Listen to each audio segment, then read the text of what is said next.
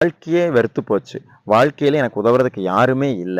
நான் நிர்கதியா நிக்கிறேன். எனக்கு எந்த வழியுமே தெரியலையே! அப்படின்னு ஒரு இக்கட்டான நிலையில நீங்க நிக்கும் பொழுது, எந்த தப்பான முடிவும் எடுத்துறாதீங்க.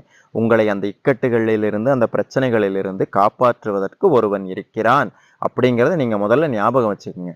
அவன் யார் தெரியுமா? திக்கற்றவர்களுக்கு தெய்வமே துணை என்று சொல்வார்கள் கேள்விப்பட்டிருப்பீங்க. அது மாரி திக்குகள் அனைத்தையுமே தன் கட்டுப்பாட்டில் வைத்திருக்கக்கூடிய ஒரு தெய்வம் உண்டு. அவன் வேறு யாரும் அல்ல. முருகப்பெருமான் தான்.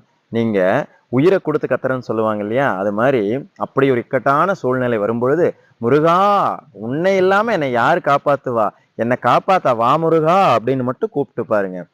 ஏதோ ஒரு வடிவத்துல வந்து உங்க பிரச்சனைய கண்டிப்பா தீர்த்து வைப்பான். யாமிருக்க பயம்